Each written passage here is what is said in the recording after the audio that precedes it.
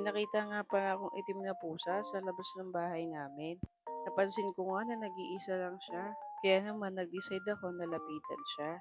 Nung pagkalapit ko nga sa kanya ay kinuha ko siya.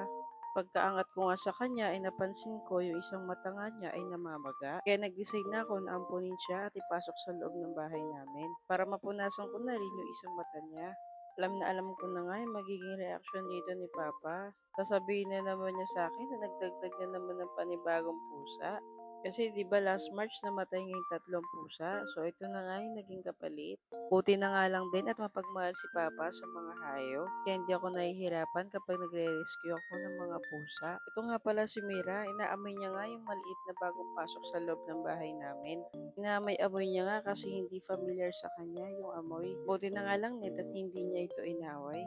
After nga niya mapamilyarize yung loob ng bahay namin, ay binigyan nga siya ni Papa ng pagkain. Nakakatuwa nga kasi ang dami-dami niyang kinain. Namamaga pa nga rin yung isang mata niya dito at yung isang mata naman niya ay nagmumuta. Kaya naman, inorderan ko siya ng pampatak sa mata sa TikTok shop. Ang bilis nga dumating, parang kahapon lang ay nandito na kaagad. 50 pesos ko nga lang pala to na nabili. Ito nga pala yung gentamicin eye drop. Kulay purple nga siya.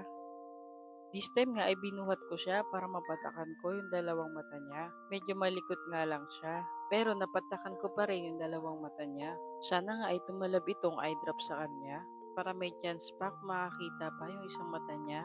After ko nga siya mapatakan ay naging masigla na siya. Kaya ayan, naging mala spider na siya at umakyat dyan sa kulungan ni Kisses. Medyo nag-okay-okay nga yung mata niya dito. Medyo nawala nga yung pamamaga ng isang mata niya. Yun lang, salamat sa panonood.